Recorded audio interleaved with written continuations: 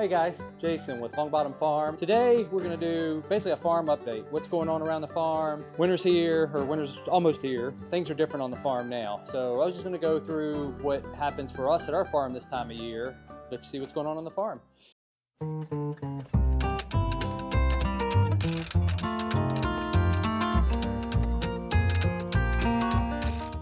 See me bringing a turkey out. Right now I'm packing some orders. I sent out an email last night and we had about 4 orders come in after that. So working on getting those together. One of the big things we did this year that we haven't done in previous years is turkeys. You've seen a lot of our videos. We've done videos on brooding turkeys. I've showed them a lot throughout the video in our mobile range coops that we built. We got them processed. They dressed out anywhere from, I think our smallest was 10 pounds up to 24 pounds. Most of them were in around the 18 to 22 pound range. That was our average, which is a pretty big bird. We were in about 17 or 18 weeks. And everything I'd read said take them to 18 to 20. You don't believe everything you read, do you? So I'm glad we got in when we did. Big birds are great. The downside is, one, these are just monsters. This is a 24 pounder here that we did. And I'm getting this ready for a customer now. We had about 50 birds and sold all, but I think we have 6 left. Did really well, super excited about that. We're not gonna have any for Christmas, which is a little frustrating, but the good news is that tells us that next year we can ramp that up. Plan is we did 50 this year to do either 100 or 150 next year, possibly outside of the range coops. I'm a member of the American Pastured Poultry Producers Association. They do everything poultry on pasture. Great organization. Highly recommend you join it if you're getting into poultry or doing poultry. I don't have any affiliation with them. I don't get any kickbacks or anything like that. Just a great organization. They provide a newsletter that has a ton of tips, but the main thing is they have a private forum that has some of the industry leaders in pastured poultry management and raising, and it's basically a search of any problem, any structure, how-to you could ever think of. You just search for what you need and you'll find a thread on these guys talking about it. So they have a yearly conference every year. It's a pretty big deal where they have a lot of guest speakers and just a great organization. If you're raising turkeys, layers, pastured poultry, definitely consider checking them out. American Pastured Poultry Producers Association. It's a mouthful. We go by APPA is generally what we refer to it, APPPA. Definitely check that out. Back to holiday turkeys. Anyways, getting a turkey ready for a customer. So I want to pack a few orders here, and then I've got a couple other updates. I'll talk to you about what's going on the farm. So let's get this order packed and we'll go from there.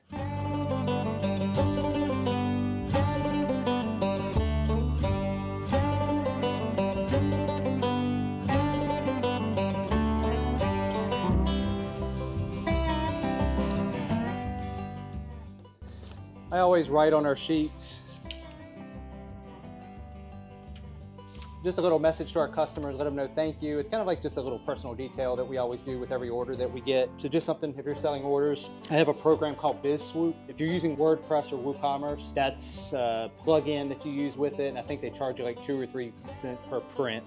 But anyways, it makes it when someone orders, it automatically prints out on my printer. So I have a printed sheet. 1, it tells me what the order is. 2, it's like a receipt I can provide for the customers. And 3, it gives us a medium to write messages on there to our customers, which we have found have been really well received. Something I'd encourage you to do, just gives you a personal touch that your local supermarket or other stores or even businesses don't do. Doesn't take but just a sec to write something on there. And yeah, so we typically write, thanks and enjoy, all the best, Jason, Lexi, and family. Thank you, ma'am.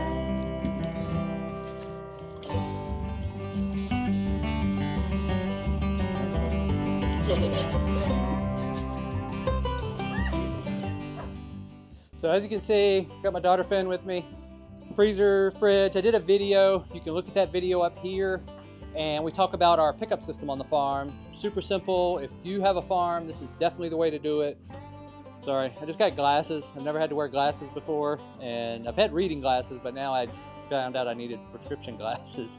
And I guess these things change colors in the sun. So anyways, this is people order online. The paper I showed you prints out. We get the order ready. We tell people give us 24 or 48 hours. Put that order in here in a bag with their name on it, and that's it. Then I'll send them an email just saying, hey, your order's ready for pickup. They come pick up anytime they want. I don't have to be here. Of course, I like meeting with our customers, but at the same time, when you're doing a lot of orders per week especially, you can't just be at the barn the whole time. That's why we don't have a farm store. We just don't have, we're a husband and wife and daughter team that manage it, and I've got 2 other daughters. squatters. It's just us. In order to get everybody what they need, but us to still have time to get the chores, manage the farm, this is what we came up with, and it's super simple. We get it ready, put it in the fridge, send them an email saying, hey, your order's ready for pickup, and that's it. So very simple. Again, it requires having an outdoor space, and it depends on too where your location's at. We're still pretty rural, and this system works pretty good, so I wouldn't necessarily discount unless you just have really, it's hard to get to your farm, really bad roads or something like that. But something to consider. I think it'll definitely help you on your farm. All right, I've got a few more orders to put together, and then I'll talk to you about another big project that we have going on around the farm. All right. Real quick, we have a newsletter, the Sunday Solopreneur. This comes out every Sunday about 10 a.m. I talk about how to market your products on your farm, how to use social media and websites to grow your farm. I also talk about farming, raising cattle, chickens, pigs. We go through it all, and it's about building your farm business. Sign up now, and you also get a free PDF on how to use ChatGPT to write your social media, to write your newsletters, and to help write product descriptions for your products. This is free download for signing up for the newsletter. One newsletter every 1 to 2 weeks, no spam, I promise. Check it out. I think you'll get a lot of value in learning to grow your farm or homestead, and it's free. All right, back to the video. All right, all the orders are packed up, and I've got them all ready. The refrigerator's right behind me here. And I want to talk to you guys today about, my videos haven't been coming out as frequently because we've got a ton of projects going on the farm. One is just on the farm itself. We're getting ready to do more fencing. We're getting ready to put in inline fence feeders, which are essentially, you have your fence, you cut out a section of fence, then you make a big rectangle that goes into the pasture that has basically slots where the cattle can eat, then put a gate there, and essentially you can open that up, put a bunch of hay bales in, close it, and let the cattle eat. They'll tear the area up around it, but it's a sacrifice area, and it helps. I'm hoping it's going to help protect some of the rest of the pasture and cut down on some of the foot traffic that they're getting. We unroll bales as well. We've got the Greg Judy bale unroller, and it does great. I love it, but I've just found that when it's really, really wet, or we have these long periods of, snow, even the one row that you put down, they'll kind of tear that area up around it. So this is just another option. We'll still use the Greg Judy, but now we can alternate with this and that and just control the pastures a little bit better. So we've got that project. We've got a lot of fencing I've still got to do. We're changing some fencing around, 8 years in, and I'm still pulling fencing out, moving it. A couple of the videos I've said, if you're buying land or just starting and you're doing fencing, set up a perimeter fence on like your property lines, and then use reels and T-posts for the rest of it until you really figure out what you want to do. I've moved a lot of fence, and it's a lot of wasted time. So that needs to be done. There's another pasture just needs repair. We put horses in there one year, and they just tore the fencing up because I didn't have the top strand electrified. And then we had 2 trees come down, which actually hit post. Then when they were taking those trees out, a big stump rolled down and knocked out a corner post, and they gave me a deal on the cutting, but I've still got to replace those posts. So just a lot of things going on. And then what's really been tying up my time and why my videos haven't been coming out as much, as we have started another enterprise here on the farm, not necessarily on the farm, but having to do with the farm. And it's all-in-one websites for farmers. We design the website, we provide the email, we set up the email, do everything, and then just basically turn over the keys to the farmers. This is something that I've wanted to do for a while. I signed up with a service that was similar to this, where I was handed a template website, and then I customized that website, sort of like Squarespace, Wix, some of those sites. This was a little more in-depth using WordPress and a program called Divi, but it allows you to basically set your site up like you want. And I've been doing it now for about 6 years, and I've just got really comfortable with it. Something that, again, I've talked in a lot of my videos about farmers and marketing and getting yourself out there. Website's the best way to do it. It's your home base. It's where you can collect emails. It's just something I feel in this day and age farmers need to have. And a lot of farms don't. I have based this on what I've seen from other companies that offer websites for farmers, what they don't offer with their programs. Also, we've set up a website that is designed to get people to sign up and click. It's not necessarily all about flashiness. It's about human psychology, putting your email signups in the right place, having your pop-ups show up at the right time in the right place so that they're not just in people's face and intrusive. It's about where to have your About Me section, where to have your farm store, how to get to your farm store from within your website. And we've designed all this based on stuff I've learned over the years, based on what psychologists recommend, based on what experts that are designing websites are doing, into one website is set up to be a customer capturing machine. That is my whole goal with this, is you building your newsletter and your email list. Because whether you're on YouTube, whether you're Facebook, Instagram, those are not your platforms. And those things are changing all the time. If you're building your business on TikTok, there's a chance that may even be banned. So You don't want to build your business on sites that, one, you don't own, you don't control the algorithms. You want your own website, you want your own email address, because that's yours and they can't take that from you. That's what we're working on. I've been working on that now for going on really about 5 months, but really the last month I've dug in pretty deep. I've got my first 2 clients. I'm trying to set it up where, as I design these sites, the clients can see the design going on. They can offer feedback while it's happening. The other thing is we're building it on WordPress, which is amazing because I can literally take the entire website, zip it up into a file, and give it to you. We design the site for customers. If they decide at some point they want to start managing their own website, doing their own hosting and all that, they learn how to do that, I can give them the website and it's theirs.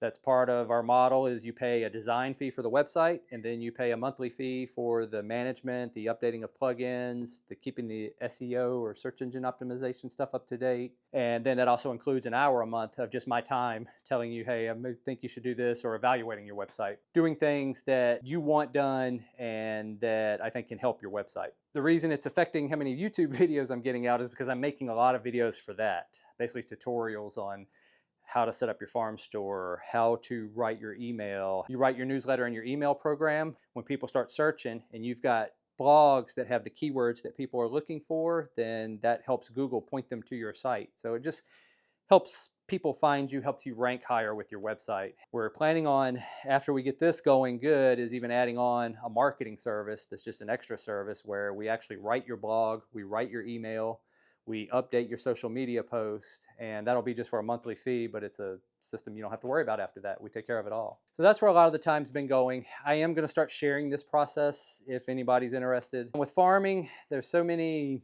different enterprises that you can do to help grow your farm. We have grown our farm to the point where we need help if we're going to continue raising as many animals as we're doing. We are started maxing out what we have from a standpoint of we want to do everything environmentally right. We want to do things in a regenerative fashion so that we're making the land better while we're raising these animals. We're hitting our max every year when we're doing that, and that's what I don't want to do. I don't want to hit the max. I want to have enough land that I can even leave some areas set for a year and just let them rest. So that's where we're at with that. We may get some help next year. We've still got the barn I've talked to you guys about. That's another service of the farm, is we are going to use a couple of our stalls in our barn to board out horses. Doing that for a service-related business versus a product-related business. Service meaning we're getting paid more for our time and what we have, versus the products, we have to buy in the products and then we sell them above what we hopefully got them in for to make a profit. So that's where we've been. So lots of projects going on here at the farm, and it's all good. I recently went to a low part-time of my hospital job in order to do more of this. Farm is allowing us to do that, which we're thankful for. Thankful to all of our customers, if you're watching this, for helping us realize this dream. Now we're just adding more to it. I kind of look at the farm as a big tree trunk, big oak, if you think of it like that, and has lots of branches. YouTube's actually one of them. We make a little bit off of YouTube. Nothing we'd quit any jobs for, and I've gotten 2 paychecks so far. If you know anything about Google, that tells you how much we're making if you know what their pay thing is. Then also our website, hosting, design, email, all in one business. We have our horse stalls and horse service business. So that's where we're at. I just wanted to share that with y'all. This is kind of a raw video, not as much editing.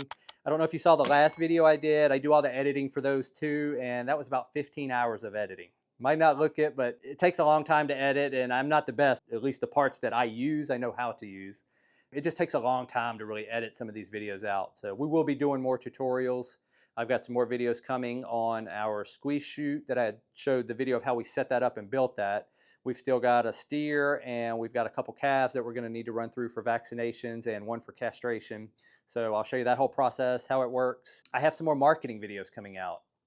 They actually don't do very well on this channel, and I hate it because I feel like that's the real value that I can provide for you in this channel, is to help you grow your farm. Of course, there's how-tos on squeeze chutes and how we move our chickens and just the animal management, but I feel a lot of that is learned by just doing. You got to get out there and do it and see what's in your context.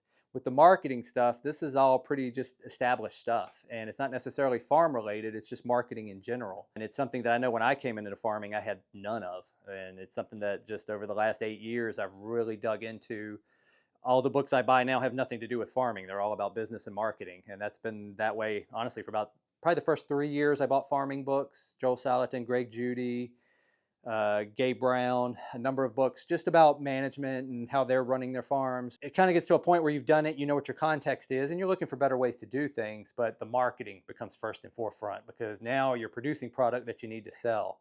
And there's not really farm specific marketing, there's just marketing. There's so much out there, that's a science all in itself. I'm trying to share what marketing we've done that have worked for us on the farm that hopefully you can then take and apply to your farm. And there are wasps flying by me in middle of November. It is 70 degrees here in Virginia today. It's weird, but that's where we're at. So we still got a lot more coming on this channel. This was all just to say I apologize for the long pauses. Again, I've been trying to get out a video about every week and haven't been doing a good job with that. But as soon as we get this, I get these website videos done, then I'll be picking back up a lot more. And other than that, if there's some videos you want to see, leave me a comment down below. Tell me what you would like to see or what I can maybe share with you that might help you on your farm, your homestead, or if you don't even have one of those, if you're thinking about just getting started.